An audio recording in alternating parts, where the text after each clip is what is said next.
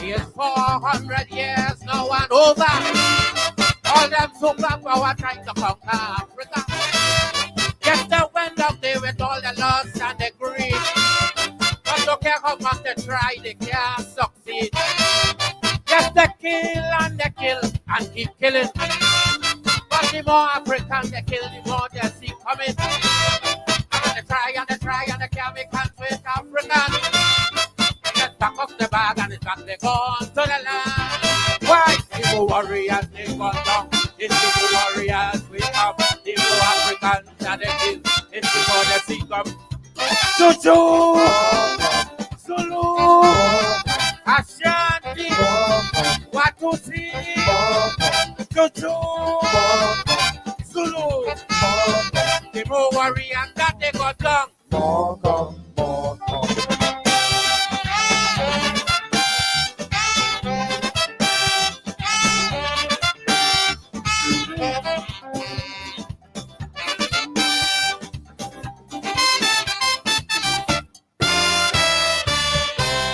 We get back Mozambique so easy.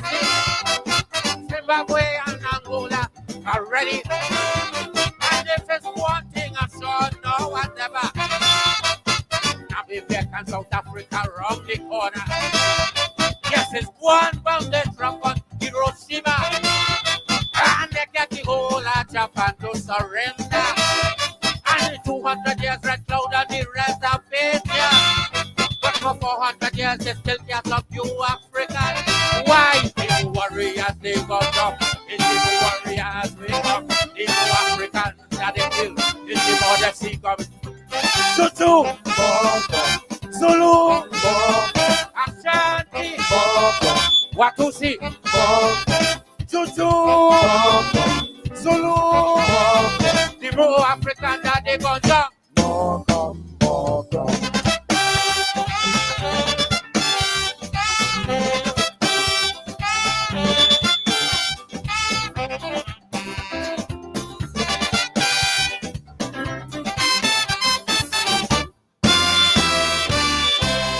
They deal with Lamumba long ago.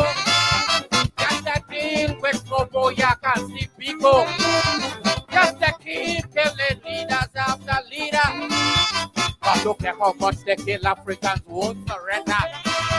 And how come the same people want to tell me Africans today got no unity? Yes, I know they may say I'm drunk, they may say I'm mad. But one day Africans gonna be living under. The more warriors they gone down. It's the more warriors we come. The more Africans that they kill. It's the more Tutu! Zulu! Ashanti! Watusi! Balai! Balai! The more Africans that they gone down.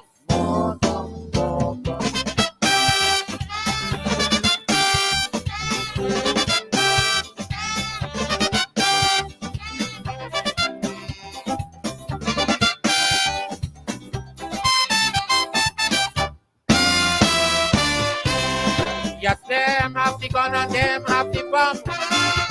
Yes, it's them making all the nuclear weapons.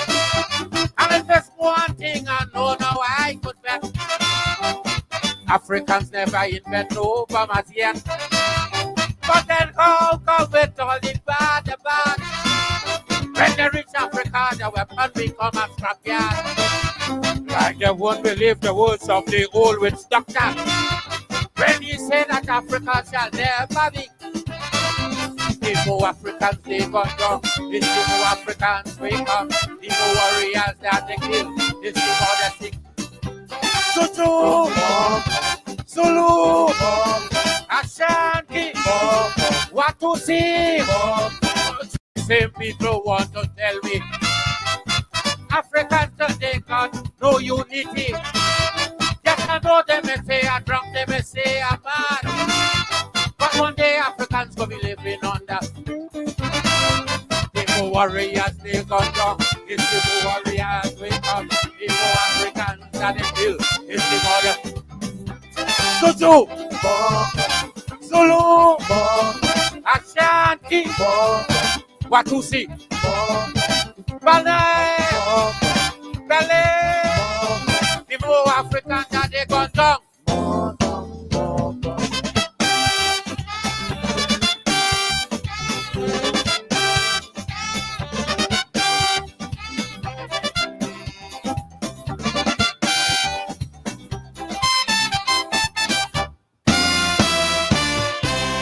Yes, them have the gun and them have the bomb. Yes, it's them making all the nuclear weapons. And if there's one thing I know now I could bet, Africans never invent no bombers yet. But then how come with all the bad? When they reach Africa, the weapon become a scrapyard. Like they won't believe the words of the old witch doctor. When he said that Africa shall never be, the more Africans they gone down, it's the more Africans we come, the more warriors that they kill, it's the more they sing. Zuzu, Zulu, Ashanti, Watusi, Zuzu, Zulu, Ashanti, Watusi, Makandele, Zuzu, Zulu, the more African that they got down.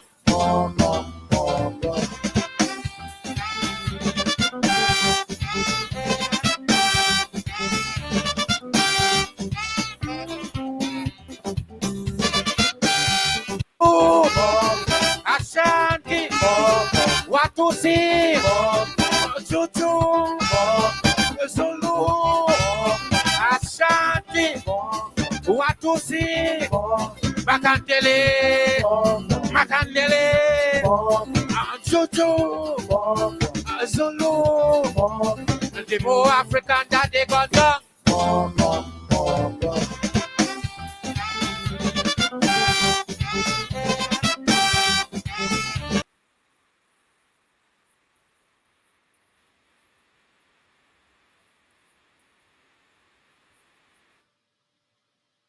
The black man himself, Black Stallion, Dr. Leroy Calise, more come, the more African that they gone down, the more African come. Africa shall never be conquered. Africans shall never be conquered. We are, of course, living in serious times in our Guyana where, as Martin Carter said in 1953, the heroes are hunted and shot like a dog. Here they watch us and lick their tongues like beasts who crouch to prey upon some little child. The state, the government, they are arresting left, right, and center. Nurses speaking in private. Artists singing bad lyrics, arrested. Young men looting on the night of protests are charged with terrorism. Little children, 11-year-old girls, are being abducted, and the state is covering up. Martin Carter, I quote again, in Malaysia, the hero is hunted and shot like a dog. Here, meaning Guyana, they watch us and lick their tongues like beasts who crouch to prey upon some little child. And we know what it is to prey on little children. Martin Carter was long before his time. He's writing this in the early 1950s. But I tell you, he continues. Like a tide from the heart of things, inexorably and inevitably a day will come. If I do not live to see that day, my son will see it. If he does not see it, his son will see it. And it will come circling this world like fire. It will come to this land and to every land. And when it comes, I shall come alive again and laugh again and walk out of this prison. That time is coming to Guyana because Guyanese will not be conquered. Guyanese will not be conquered. No jails, no wanted bulletins, no terrorism charge. Bob Marley say, no bullet can stop us now because, as CLR James, another Caribbean patriot, would say, we have a date with destiny. Good evening to all of you, wherever you're joining us from tonight, this evening, in the morning in England, this past midnight. Good evening to all of you. It's Thursday, and Vincent Alexander is here to talk to us. We continue to speak truth, to corrupt power. We continue to speak truth to our children. We continue to speak truth to our gods, because the truth ultimately will set us free. When evil stalks the land, then the bullhorn of justice must sound far and wide. And that's what we're doing. And that's what they fear. I think it was Bertolt Brecht who asked, why do they fear the open word? Why do they fear the open word? They have good reason to fear the open word. Mohammed has been charged today with underpaying taxes for a vehicle. I think they said back in 2020. Well, we know 2020, the president was driving Mohammed's bulletproof vehicle. Is the president complicit in the Mohammed's underpaying taxes for the vehicle? In a normal country, that would be a question that reporters would be jumping over each other to ask the president. And in some countries, the president would already resign. Anyhow, this is Guyana. Welcome to all of you. Welcome, good evening. I see that you all are gathering, and I think we're ready for Vincent. Let's bring him in.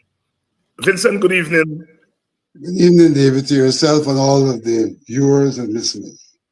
And of course, we are living in serious times, busy times, but you may ask me whenever we were not busy and serious. All right, Vincent, I know G come at a meeting today, and with everything that has been happening with the Adriana Young issue, we tend to take our eyes a little bit off GCOM.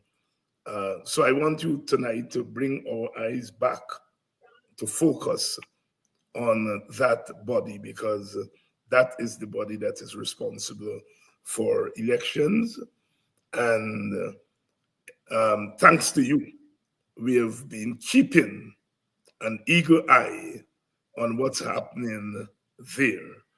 Um, Tell us where things are. What's on the agenda? Um, what were the big issues that engaged the attention of GCOM this week? David, let me preface my comments on GCOM by something I have said ad nauseum. It's quite unrelated to 2020 or any other such event.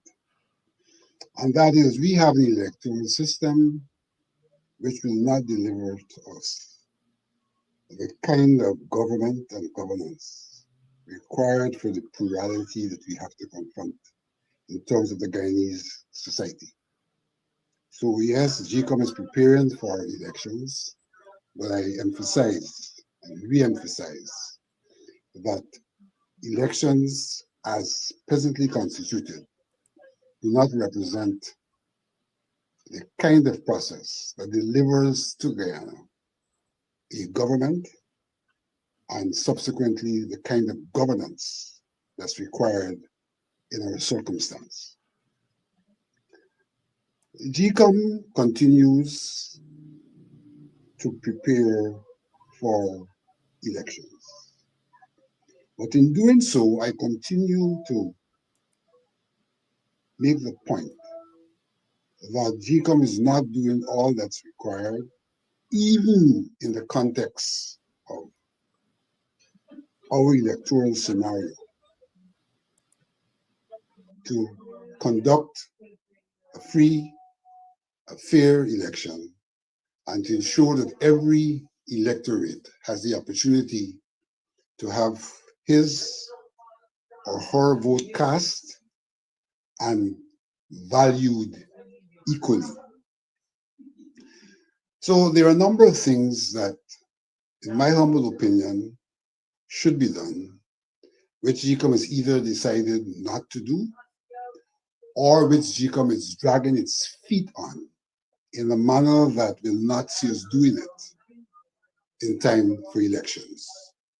So we know that GCOM has made a decision, logically, that they will not embrace the capture of fingerprints digitally for registration purposes, and they will not embrace the use of fingerprints for identification purposes at the place of poll.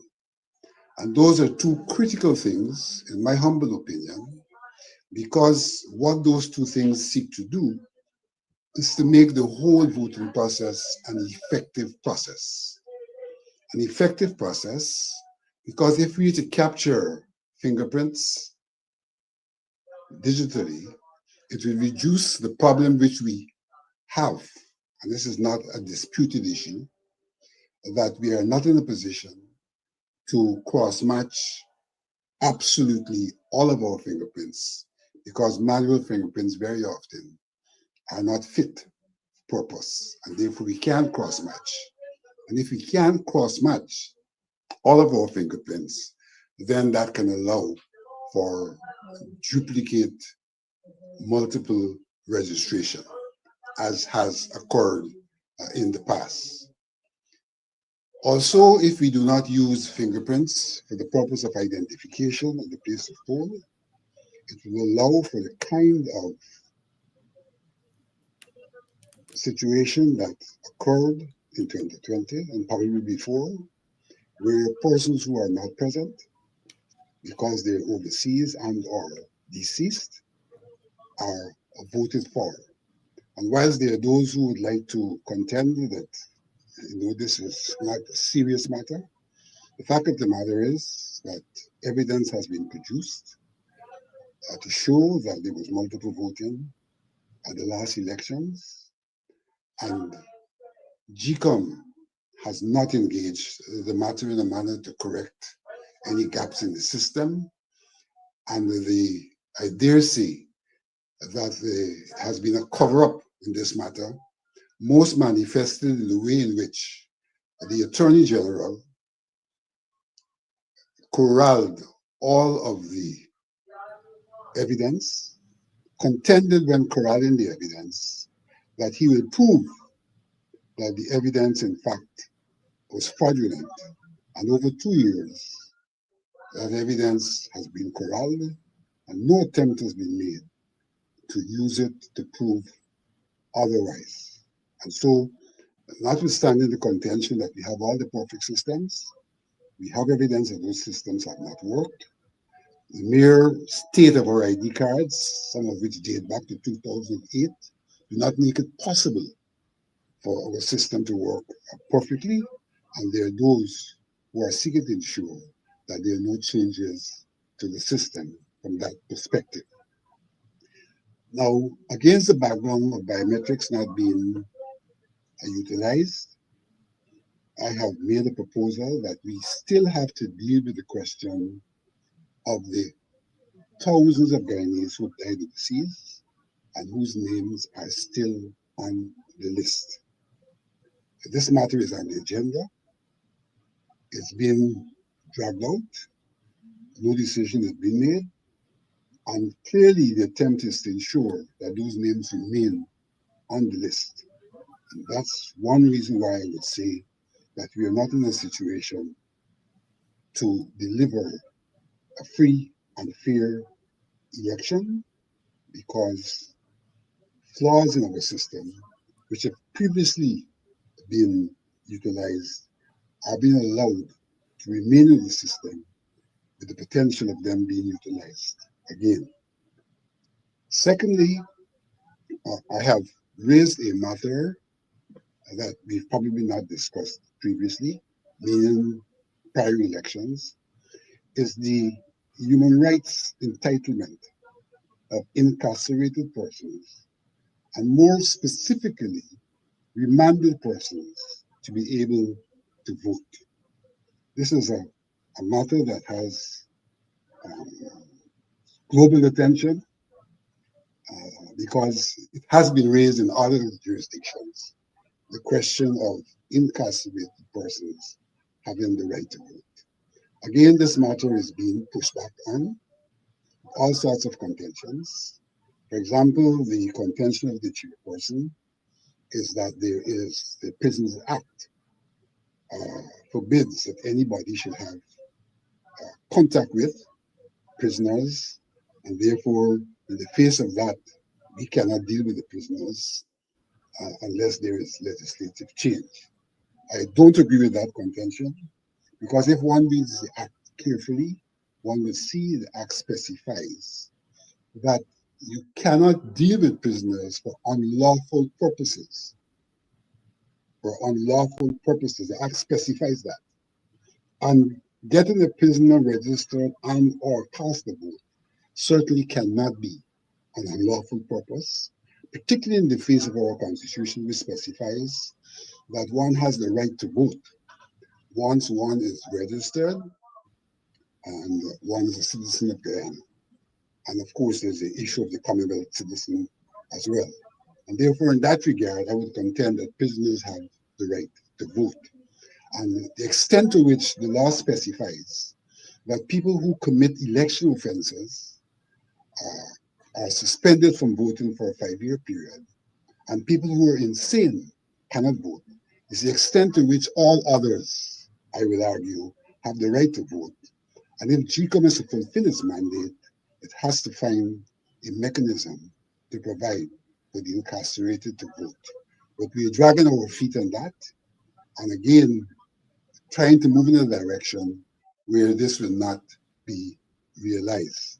So the point I'm making is that a number of things which can be done and which should be done, even in the circumstance of an election that is dysfunctional in terms of democracy, even in that circumstance, these things are not being done. Similarly, we have not yet resolved the question of the Commonwealth citizens. We have a law, which is a recent law, that speaks to somebody who's a Commonwealth citizen having the right to vote if he or she has been resident for 1 year and if there is evidence that the person intends to be domiciled. Now, in the past, we have simply taken the 1 year and registered Commonwealth citizens. The question of domicility has now arisen. Again, we have not finalized that matter. Again, we are dragging our feet in that matter. And in the instance where the AG was written to advise on this matter, the advice has completely ignored the question of domicility and simply suggested we should proceed as we have done in the past. So again, here's another issue that has not been resolved, that is quite clearly requires a resolution by us determining what do we mean by being domiciled. Will someone who simply lived here for 1 year as a Commonwealth citizen and probably has a 1 year job permit, does that mean that person is domiciled? And that question is not being answered. In the face of a non-answer, we're saying let's continue to have such persons once they've been here for 1 year to cast their vote. You know, and it's so ironical that we have to rely on an attorney general, or not have to, but are made to rely on an attorney general who is clearly uh, partisan, and therefore is not likely to render advice that is impartial and objective. And therefore, really, we're in a conundrum in being told that we have to rely on the Attorney General, particularly in the circumstance where we do not have a legal officer, and in the circumstance where a legal officer is out of the job, largely because of the same Attorney General who has a difference, who shared a difference of view on a particular issue, which he clearly articulated in court, articulated in court, and had the fired because he sought to give a different view on the matter, a view which did not conflict in principle with the written submissions which we at GCOM had been exposed to and had not objected to. So you see clearly where the AG sits.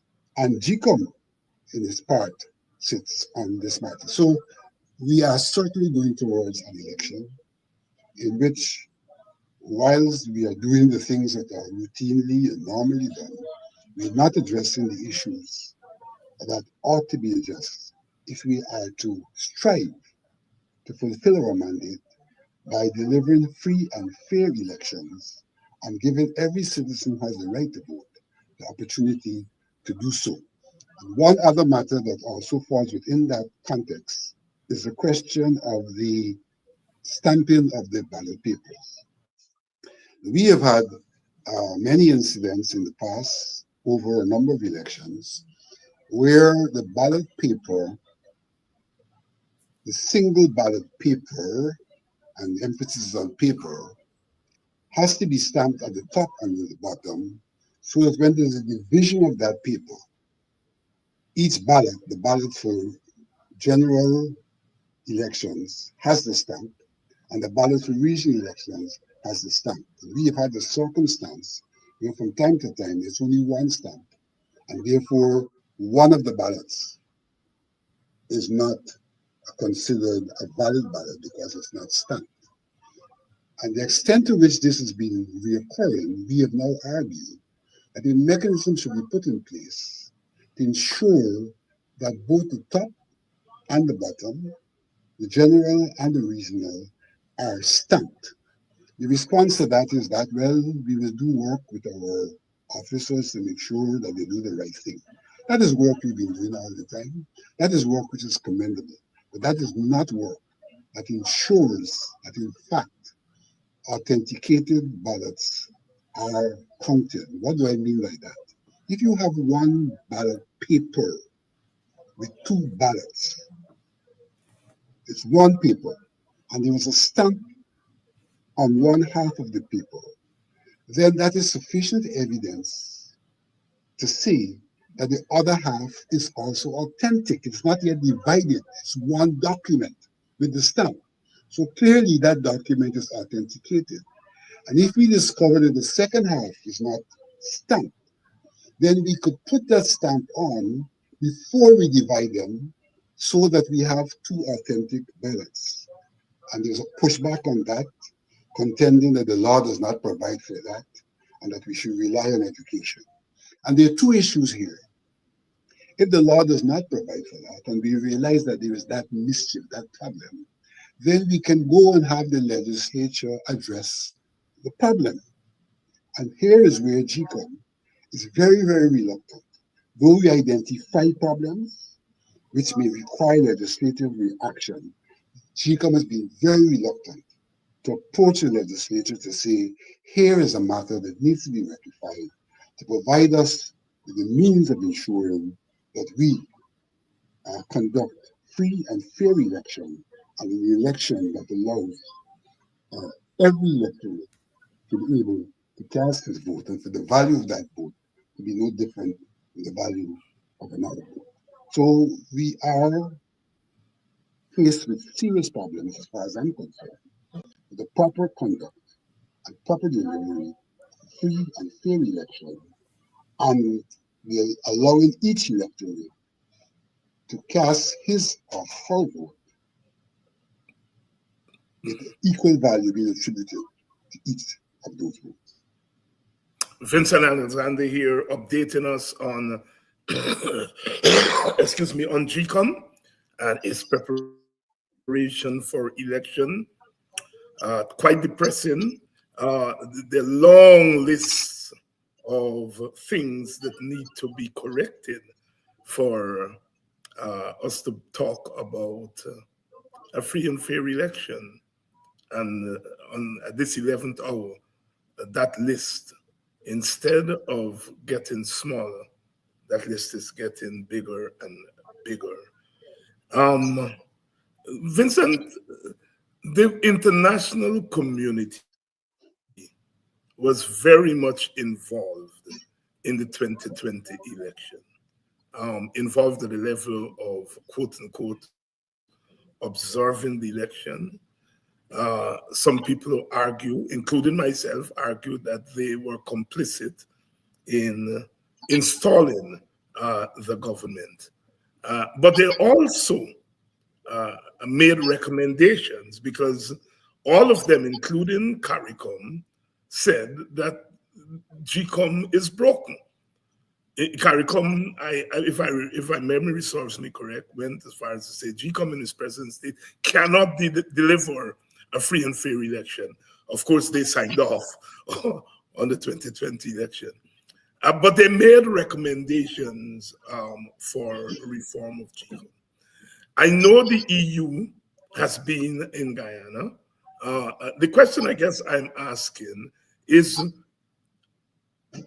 has the international community been engaging GCOM on these matters? It seems to me that a community that puts so much store on electoral integrity, that pronounce on the paucity of integrity at GCOM, could be silent 5 years later.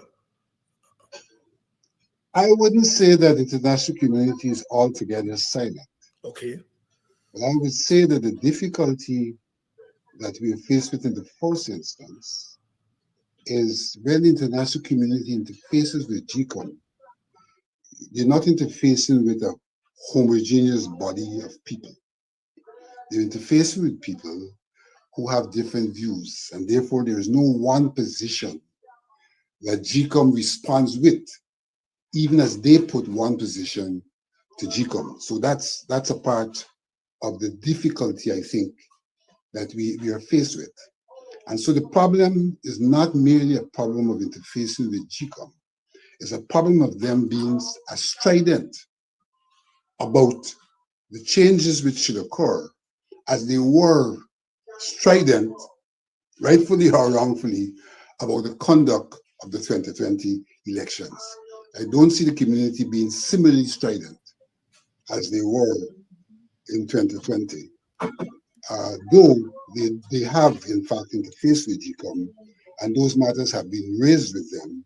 But when those matters are raised with them, they're raised with them by a side of GCOM and not GCOM as a collective body, because there are those in GCOM who are responsible for the non-implementation of the recommendations. There are those in GCOM who are responsible for us not having a review of what occurred in 2020, which if we had, we would have been able to address the question of the deceased and the absentee voters being voted for. We've been able very early to address those questions, because a part of what is now being said is that we don't have the time to do these things.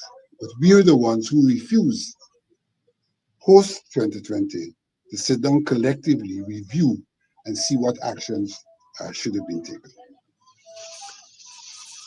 Vincent, here responding to the question of the role of the international community, which I still think would be pivotal on what happens between now and election day. Vincent, let's shift the gears a bit and let's talk about the issue of the day, and that is the disappearance and death of a young girl, 11-year-old Adriana Young. And I want to pose the question to you that I've posed to myself and to all the guests who've come here, because I think we are in the presence of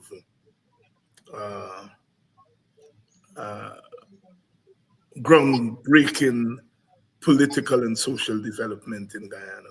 20 years from now, when our young people are going to be studying this period, this would be a pivotal moment in our history. And often when we are in the presence of these moments, we don't necessarily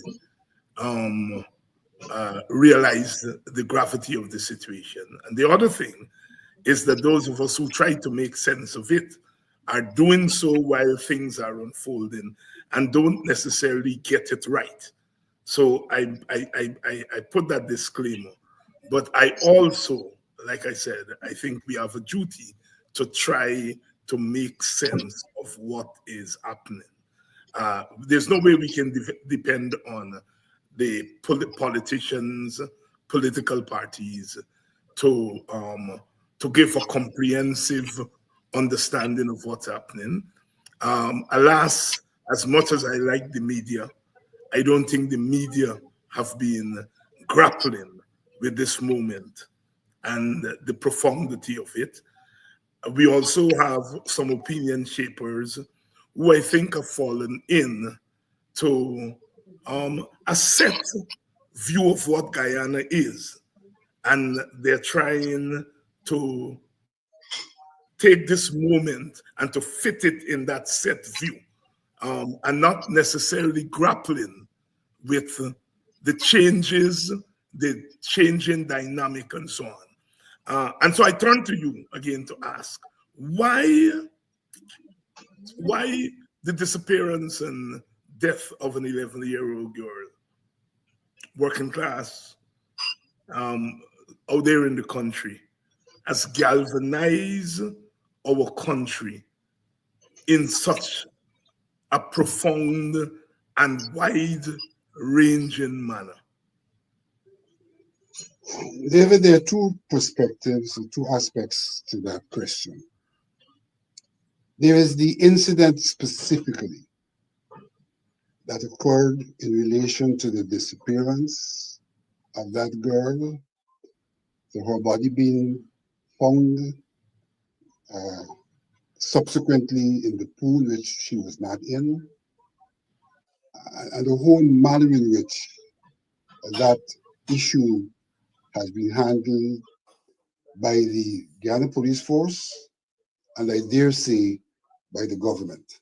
I think that's an issue that one has to look at. But that issue is symptomatic in many regards of the wider issue that confronts our society. So the specific issue, one cannot be other than concerned about the manner in which that situation was handled, given the behavior of the police, both in terms of what they did and what they did not do. There's serious questions about the police in terms of what they did, and that is, did not they prevented, for example, the parents from doing a thorough search and things like that. Those are things that they did. And what they did not do, they themselves did not do the thorough job the police should do. What they also did was to provide false information that sought to distract from what was really happening. So we have a serious problem with the operation of a police force in terms of what they did and what they did not do. And clearly shows that our police force is not fit for purpose, or probably does not fit purpose. They may well be having the capacity, but not exercising that capacity, and therefore not fitting purpose. And the government comes in to that scenario as well. And I want to make some specific references in that regard. Not much mention has been made about the Prime Minister's appearance on a talk show out of the US. I think it's called the Gideon's Talk Show. In that talk show, one of the things the Prime Minister said with tremendous clarity, he said, as I appear on this show at this time, our relevant partners are being consulted on the question of assistance to be rendered to fulfill the president's promise that no stone will be left unturned to settle this matter. That's what the Prime Minister said.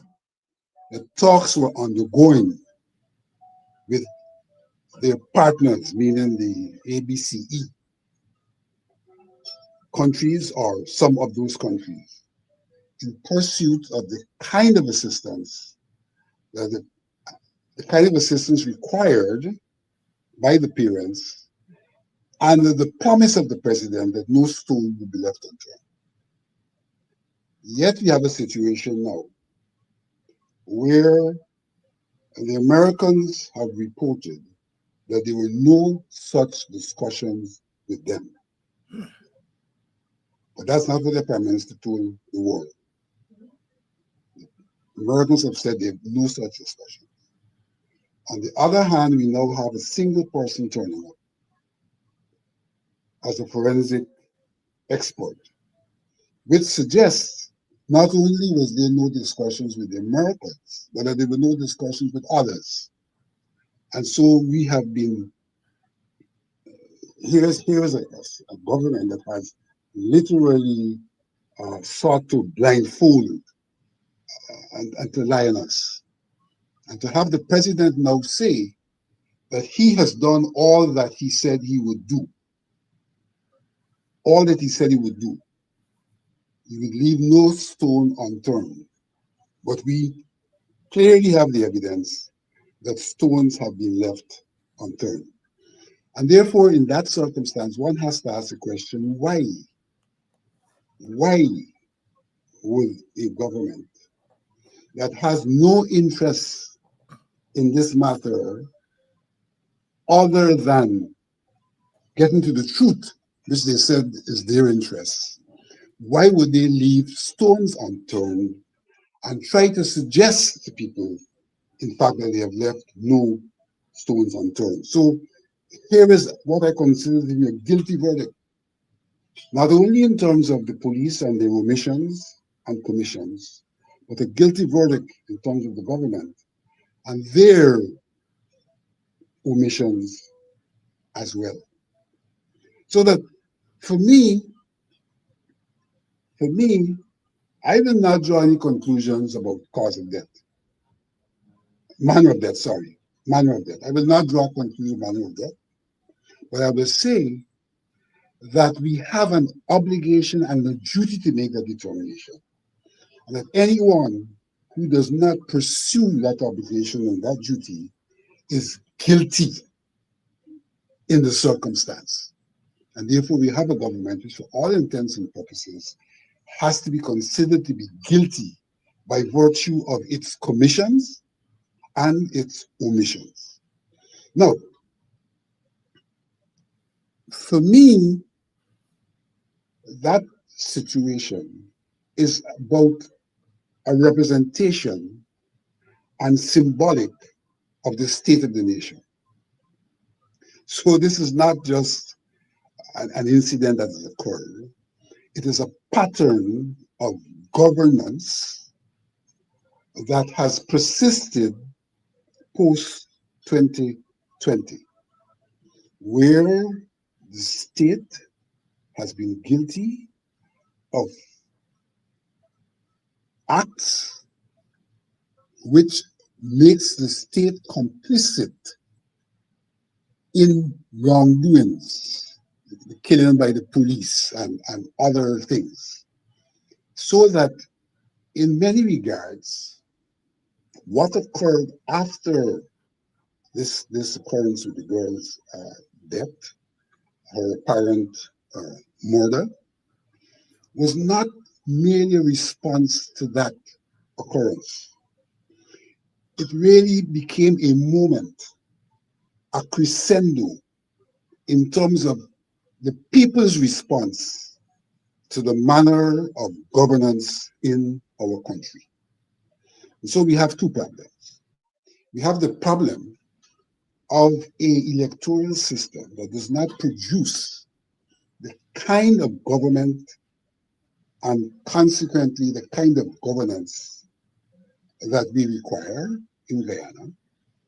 And then we have the governance which is completely at odds with what is required of a democratic government.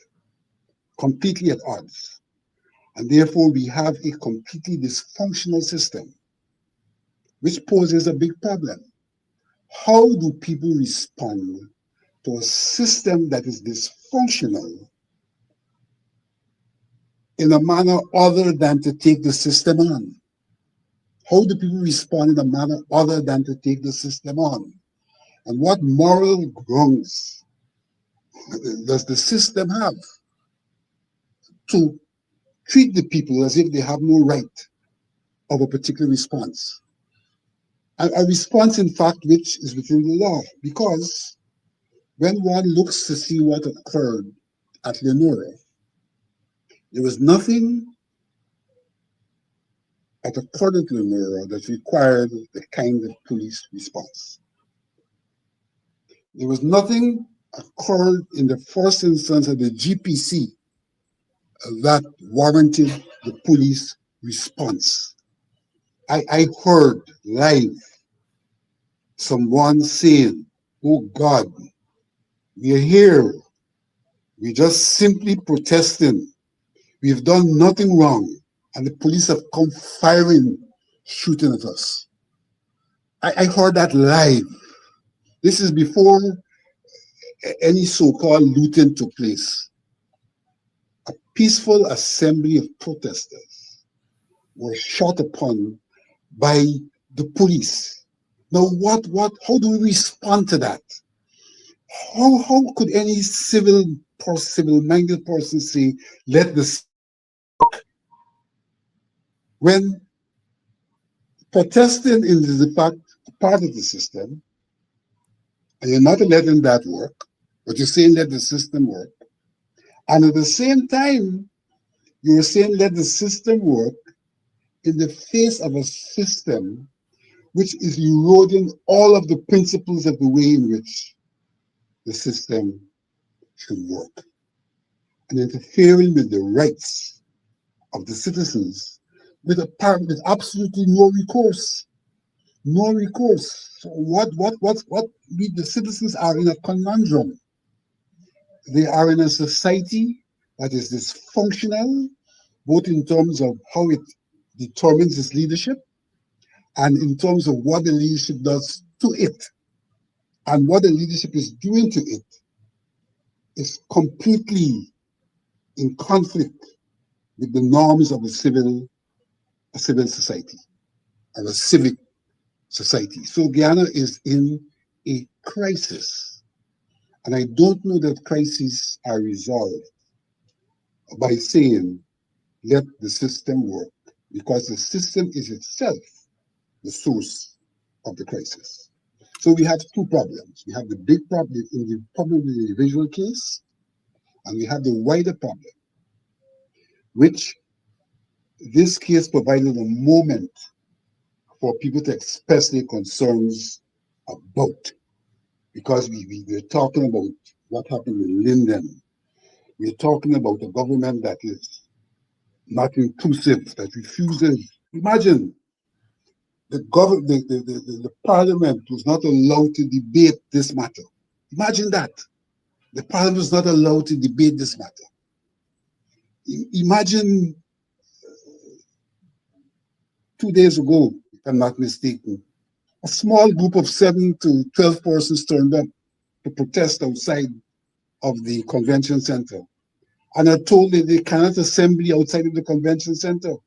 And what the police seek to do is 2 blocks away to put up barriers to prevent people from being involved in peaceful protest, which is a norm in any democracy. You just have to watch the television and see what happens in America, or what happens in Australia, or what happens anywhere else in terms of protests. The people are not corralled in the first instance. They're not shot at in the second instance. In Guyana, they're corralled and they're shot at. And then the government claims it has some legitimacy to be our government with all of this dysfunctionality.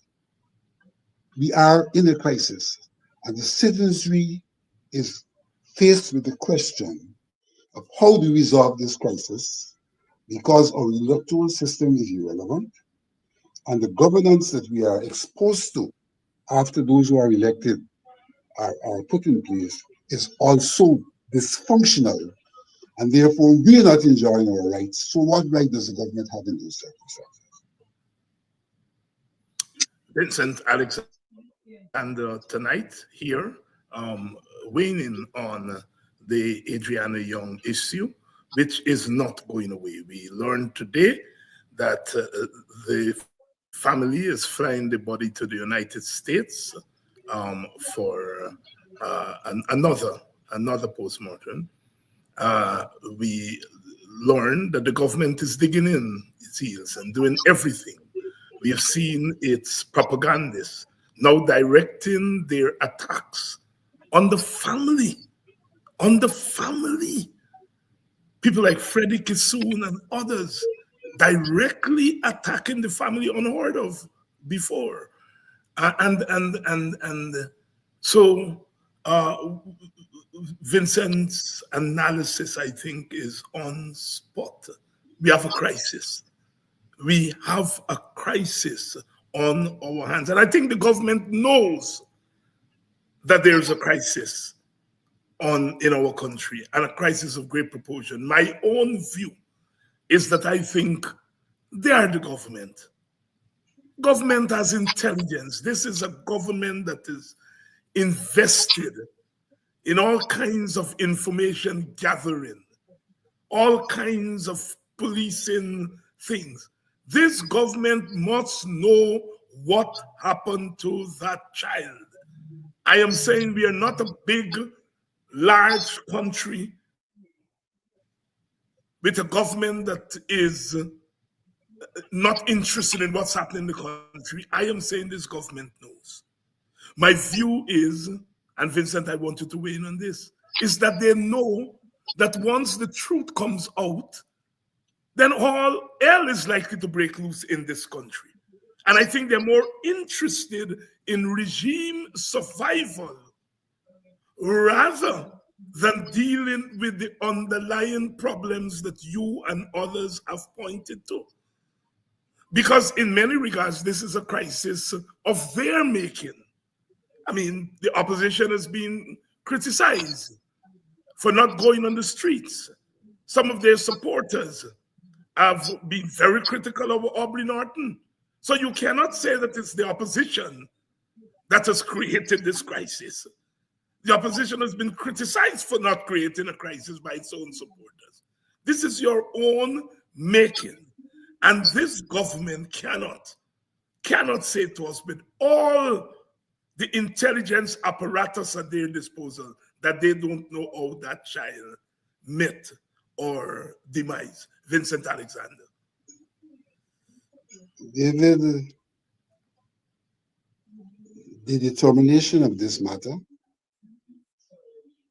will be a nail in the coffin of legitimacy of the government.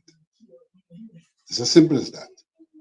The determination of this matter in itself, this singular matter, will be a nail in the coffin of its legitimacy. A nail which will further the moment that the occurrence has caused of the people themselves uprising in the circumstance of no other recourse, not only for this incident, but for the crescendo we now at in terms of the state of the nation. As crisp as they come. Vincent, let me take you in another direction.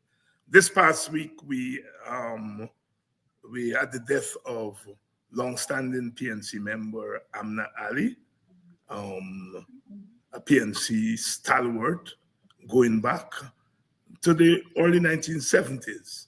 And I think whatever you think about Amna Ali, she's important in our politics for many reasons, but one standout, and that is here was an Indian woman who was very much part and parcel in a genuine way of the leadership of an African party. One cannot look at Amna Ali and say she was window dressing for the PNC. I have seen PNC Africans shaking their boots in front of Amna Ali. I know we are accustomed to window dressing in both political parties, but I am arguing that Amna Ali was not window dressing in the PNC. She was legitimately a member of the PNC and wielded, not fake power, wielded power that come with the offices that she held in that party. So I want to say that as a preface. But I want you to give your own reflection, because you would have grown up with Amna Ali in the PNC, your own reflection on our contributions. And then I want you to zero in on an issue that people have been murmuring about, and that is the absence of Aubrey Norton from the funeral and the wake for Amna. In fact, as we were coming on to this program, I forgot that I had my television on, and you managed to hear Vice President Jack Dio denouncing Aubrey Norton for not attending the funeral of Amna Ali. So one, your own reflection on Amna and our contribution to the PNC, and of course, by extension, the country. But I'm more interested in our contribution to the PNC for obvious reasons. And then the Aubrey Norton non-attendance at the funeral and the wake for Amna. Over to you, as Wayne Caesar would say. Let me start off by saying that, Amna Ali is someone I know as much or more than many of those who proclaim to know her. And the reason why I say so is because my association with Amna Ali goes back, close association, goes back to the mid-70s. When I became the chairman of the YSM, I have vivid memories of on weekends going up to the Edward, to Amna's home, and doing political work in West Berbice, particularly in the Rusignol, the Edward area, towards the formation and the maintenance of the YSM in that area. I go that far back in terms of my association with Abnali. Sunday afternoons, Saturday afternoons, I leave Georgetown, I go to the Edward, I pick her up, there are other comrades with her, and we walk those villages in pursuit of establishing and maintaining the presence of the YSM in that area. My relationship with Amna Ali continued, I would say, until the Congress where Orbie Norton was duly democratically elected. For whatever reason, after those elections, Amna's disposition towards me changed, and he was the person responsible for the conduct of those elections. Amna Ali was integral to the party, its growth, its development, and its successes. There's no doubt about that. Integral. She had a very strong personality. She did a lot of work in terms of the work of the party, in terms of the party's outreach to people and all of that. And one cannot take that away from Amna Ali. But you know, I had reason to part company with the party in 2007 for what I consider to be the party not embracing the correct political culture. And I must confess that if I'm to say anything negative about Amnali, is that she was integral to the reason why, not she as a person, but her politics was integral to the politics I sought to distance myself from. And so that is what I would say about Amna Ali. She has gotten a lot of accolades for the work she has done. And I have noticed in all of those accolades, there's always that little comment about, no matter she might have cursed me out and things like that. In the main, she's a significant contributor to the party, but unfortunately also embraced that element which I think is critical to making the party different and making the politics in Guyana different. I was impressed that in the circumstance of her death, after she had resigned from the party, and in resigning had said that she would prefer to see the PDP government than a government under Narkin. I was impressed that the party came out and made a glowing tribute to Amna Ali. I think the party exhibited a certain level of maturity in that regard, a glowing tribute. A tribute as good as or better than any other tribute that may have been made in relation to Amna Ali's death, and the party should be recognized for that. And that has to be ultimately attributed to the leader of the party. Has to be ultimately attributed to the leader of the party. He may not have been expressing his own views, but certainly he sought to express what I think was the mass view of the party, minus saying anything ill of the dead. Minus saying anything ill of the dead.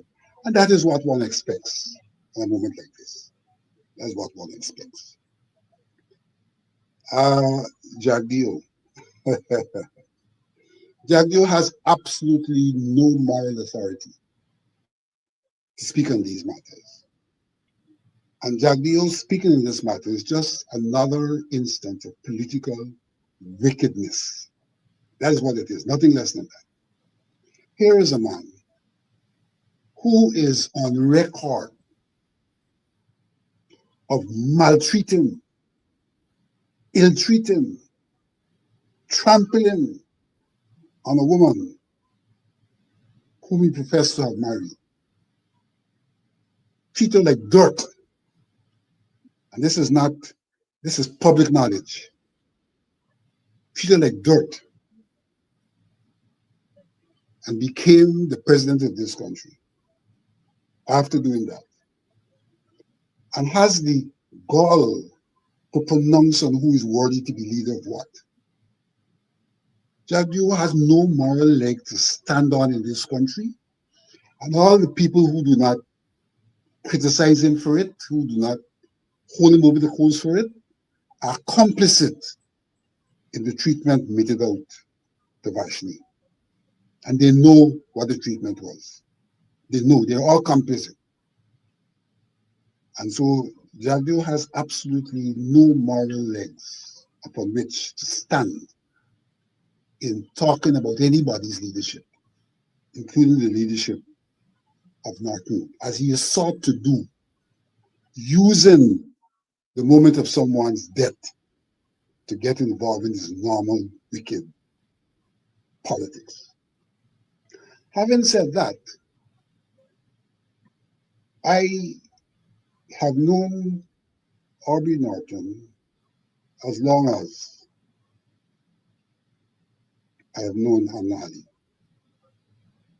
I've known Aubrey Norton as long as I've known Anna Ali. And we have had various discussions on various matters in which we may have differences. Matters in which we may have differences.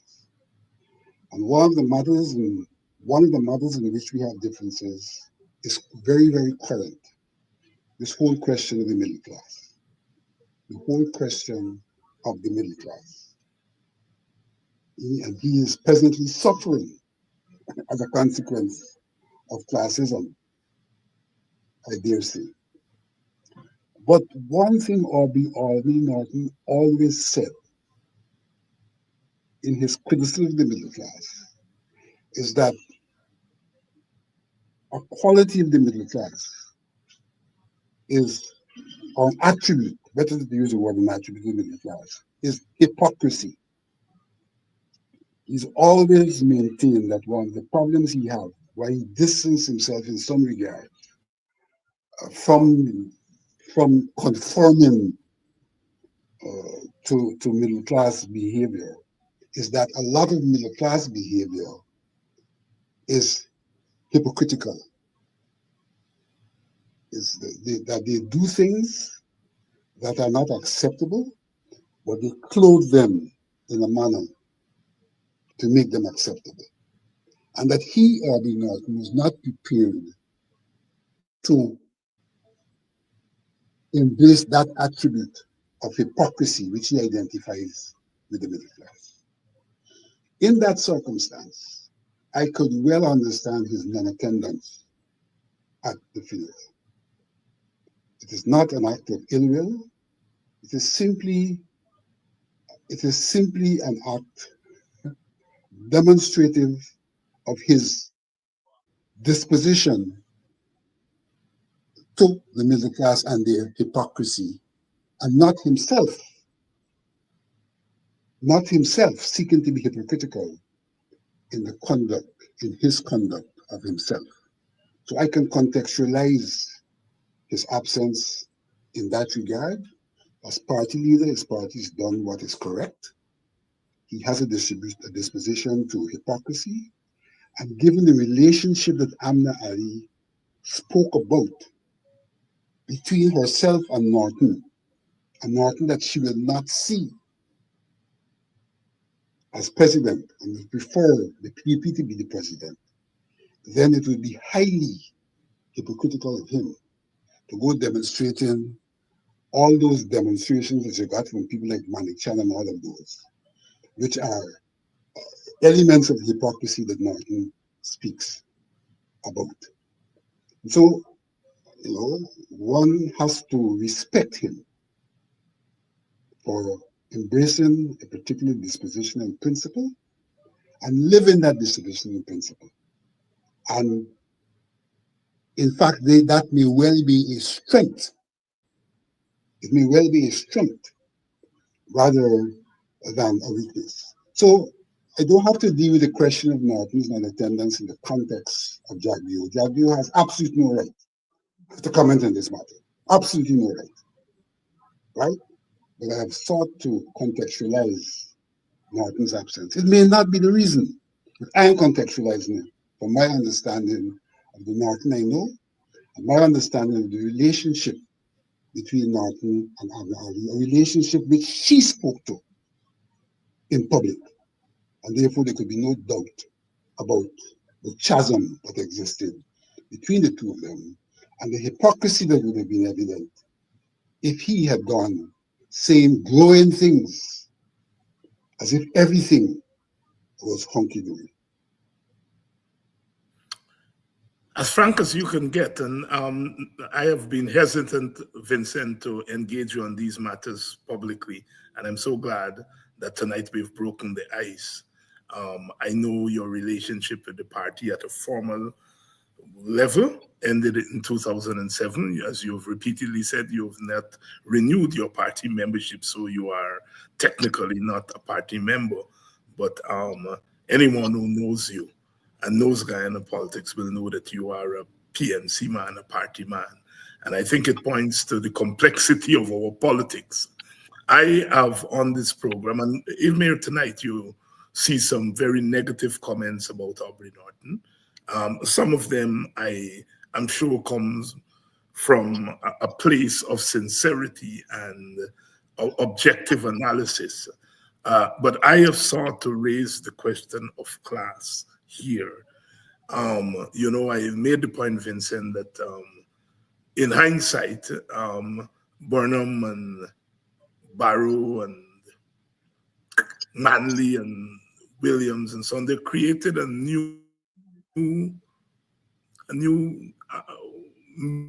Afro-West Indian middle class that is not grounded in status, but more in education and education mobility. And so in many regards, what we have in Guyana now are two middle classes, certainly on the African side and also on the Indian side, because I think Jagdeo and them have created a new middle class based on awarding of money and contract, what the PNC call friends, family, and favorites. That in a sense, in the African side, we have two African middle classes. There's no way people like yourself and Aubrey Norton and myself can deny that we are middle class by virtue of education, but certainly we are in no way part of that traditional middle class. And I think in many regards, it's playing itself out, those two classes or those two subclasses in the last year or so. The dynamics have been playing themselves out, and I think it's a good thing for Guyana. But if you personalize it, as some people tend to do, well, Norton is this and Norton is that, or Nigel Hughes is this and Nigel is that, I think we are failing to understand a dynamic that is playing itself out before our very eyes, the class dynamic, both on the Indo-Guyanese side, but especially on the African Guyanese side, where we have these two subclasses, perhaps competing for the apex of political power. I don't know if you have any thoughts on that. No, I don't wish to say for it. I agree with you that the class dynamics are not only interclass, but we do have the intraclass dynamics, and that it's that intraclass dynamic which is playing out, I would contend, in relation to how Aubrey Norton is seen by some, and it's playing out in terms of how he sees some. Yeah. Vincent Alexander here tonight. Vincent, thank you so much for coming through. And I think tonight's interview was somewhat different because we got to hear some other aspects of your mind on some of these matters, which, like I said, I have been very cautious about engaging you on some of these matters, because I know how delicate they are and how misrepresented your comments could be reported on this matter. But thank you very much for shedding your light. Is there anything you would like to say as we close out? I must say that I am myself conscious of the kind of misrepresentation that could take place, but decided tonight to err on the side of not being hypocritical. Mm-hmm. You know, you may recall that some years ago I had made some statements and was taken on for those statements in relation to issues of protest and so. And Yeah. even those who, when I made those statements, for example, one Freddie Kissoon said to me that I was really an exponent of dialectics in being able to make those statements. He told me that personally and then criticized me publicly. And when I made those statements, your women folk and I and those women were also critical of me when I made those statements. But I wouldn't necessarily repeat those statements. But I think that there was much in those statements that reflected our reality. Reality. Vincent, thank you very much, my brother. You're welcome. Vincent Alexander. I like this interview here tonight. And I hope that this is a beginning, because I think Guyana is very, very interesting country. We are Caribbean, we are so-called third world, and so we share the characteristics like other countries. So in that sense, we are not unique. But there is a uniqueness, nevertheless, about Guyana. I think the kind of intellectual discourse that comes out of our country matches that and surpasses that of most countries in the world.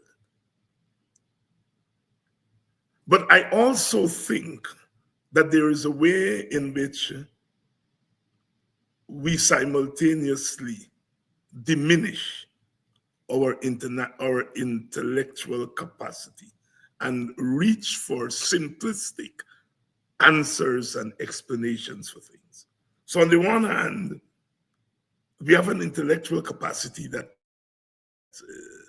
surpasses most in the world. But simultaneously, there is a dumbing down of that intellectual capacity that makes Guyana such a difficult place. As I said, I respect people's right to be critical of all political leaders. I have been. I wouldn't take away that right from anyone. But I think sometimes we have to try to grasp the context of what we are faced with. We have to be able to distinguish between the forest and the tree, so forth, if must we know that there's a relationship between the forest and the tree. Right? And I think that there is a simplistic response to the Norton phenomenon. I know we know better. I know we know better. I know we know better. The Norton phenomenon is a very complex phenomenon. Guyana's been, I remind people when Burnham came back to Guyana in the late 40s, he experienced the Norton phenomenon. Some of the Burnhamites say were criticizing Norton either don't know that or don't forget it. He was dark skinned. He was from the lower middle class. He was a country boy because at that time Kitty was country. And he was treated shabbily by the red-skinned middle class. Some of them found him unelectable, as you're all saying about Norton. Burnham faced the same class phenomenon. My own mentor and leader, A.U.C. Kwayana, was once called a country boor because he refused to move to Georgetown when he became a minister in 1953. Because he picked up women carrying their load to town in the government car from Buxton to Georgetown. They call him a country boor. That class thing that Norton is facing, and by extension, the rest of us, and that some of you are not engaging. It's one thing to say, I don't like Norton as the presidential candidate. I can live with that. But it's another thing to repeat the class bigotry as the reason why you don't like him as the presidential candidate. And I think 90% of the people who are doing it don't realize that they're repeating class bigotry. But I want to throw in tonight what you all are saying about Norton. They said about Burnham, who is now your God. He faced the same thing. He was put out of a certain section of the Guyana, the Georgetown Cricket Club. He was premier, but he wasn't a member of a Portuguese institution. And of course, typical Burnham, he went into rails with the masses, and the rest is history. I'm saying to you all, this thing is much more complex. This thing is much more complex. The class dynamics. Whenever I get depressed on this issue, I go back to a small book written by C.L.R. James, a name that I have called many times on this program, called Party Politics in the West Indies, in which he analyzes the Black Caribbean middle class. I don't know if it's still in print, but if you all ever get a chance, those of you who are inclined in that direction, the analysis of the Black, I am not, because I grew up in party politics, in a party that had its fair share of the Black middle class. They were the intelligentsia, and so not necessarily that old middle class was based on status, but both based on academic prowess and so on. And I wouldn't trade that experience for anything. So I'm not knocking the middle class. Y'all don't get me wrong. I'm not knocking the middle class. I would not trade that experience with that middle class that I grew up with in the Working People's Alliance for anything. But I'm acutely aware of the sociology of our country and our region, and how social class plays into that. I remember Michael Manley coming on the scene and saying, better must come, and, liberating Rastafarians from the clutches of class bigotry. But Manley himself, later on, when confronted with his middle class spirit, said, well, one would imagine that if you are an employer and you're accustomed to clean and neat staff, and someone comes in and one is sitting there with dreadlocks, and the very Rastafarians that he liberated in a political way, when he came face to face his own social instincts, he threw the Rastas under the bus. In effect, said that they were unkept. And is that dialectic? Vincent used that term earlier. We have to understand. As I said, Aubrey Norton and Vincent Alexander, myself, and so many of you on this program, we are middle class. We got to that middle class through education. But we were a new middle class, different origins. We are much closer in social habits to the working class, right? We are much closer in social habits to the working class. I mean, Creoles come out of our mouth easy. That old middle class Creoles don't come out of their mouth easy. And it's more in terms of distance. And I'm making these comments here tonight because, as I'm saying, Guyana is changing in front of our faces. And sometimes we are not aware that we are part of this big change. And so we don't necessarily search for fresh ways, I don't want to say new ways, fresh ways of analyzing our being. I mean, Jack Dew and them sought to socialize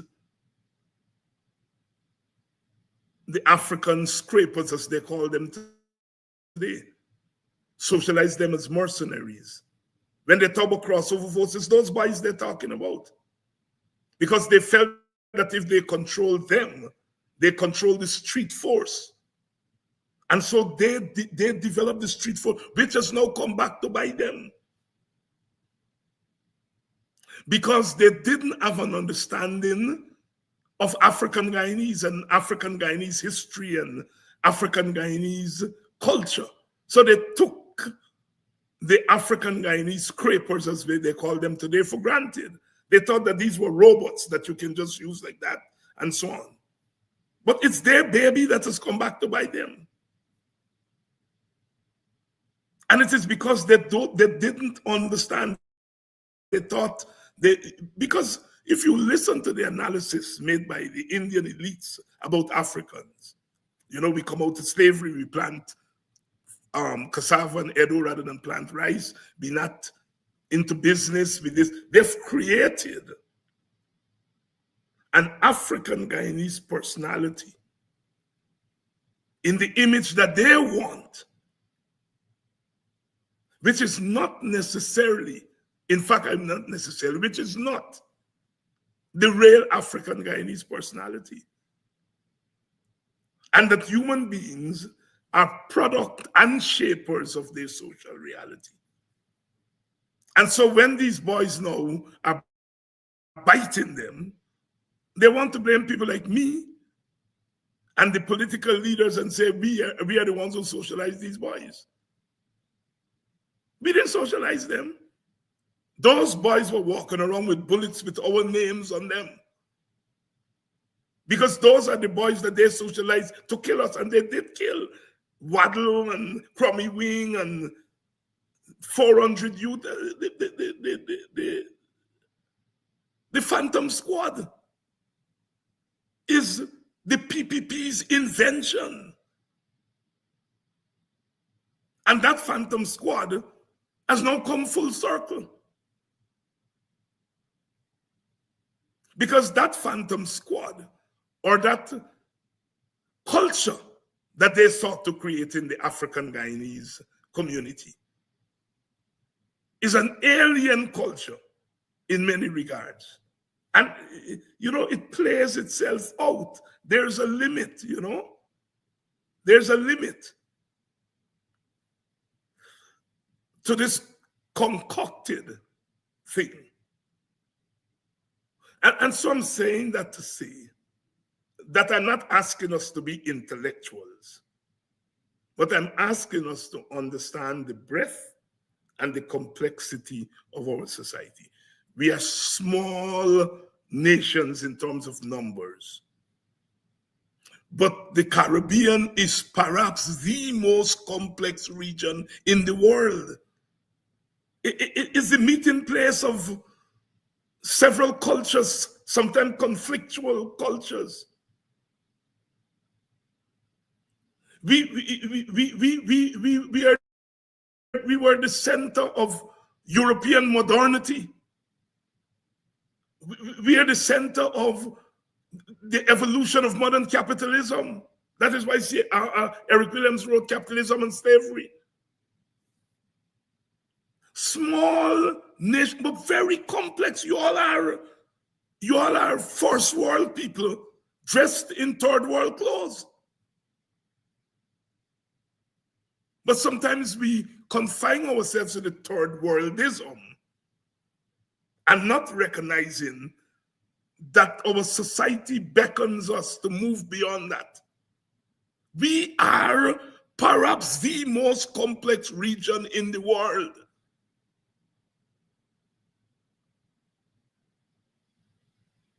I don't want to be elitist.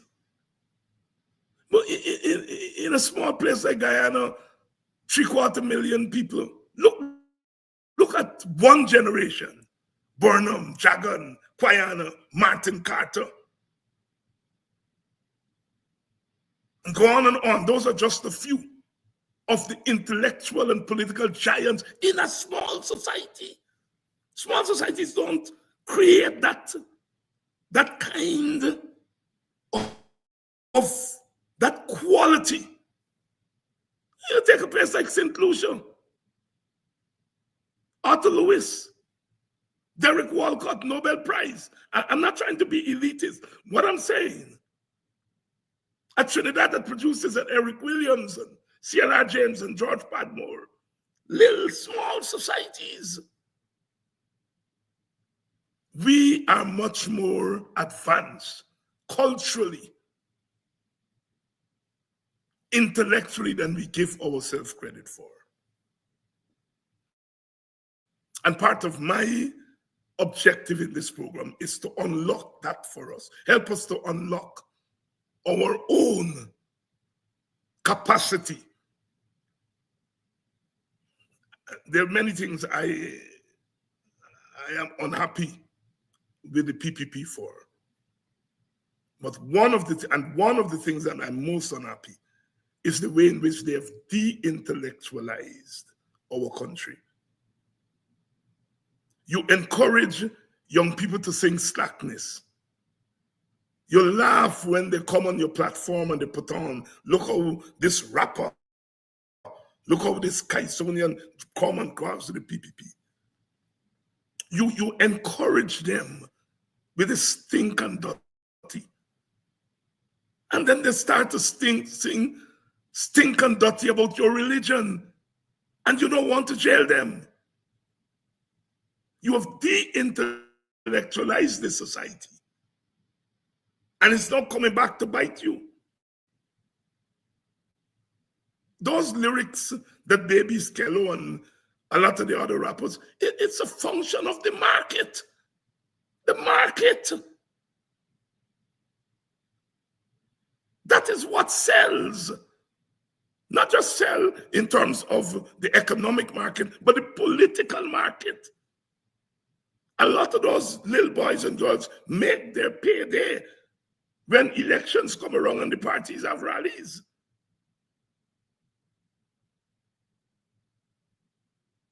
Baby Skello sings that because there's a demand for it politically, economically.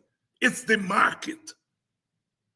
But no, your religious compadres say he's singing against the religion and you want to jail him. Contradictions of our society. We're not going to stop, sisters and brothers. We are not going to stop to try to make our country a better place. The burden is on us. Some of us are in party politics. But we have learned that party politics has its limits. Good night.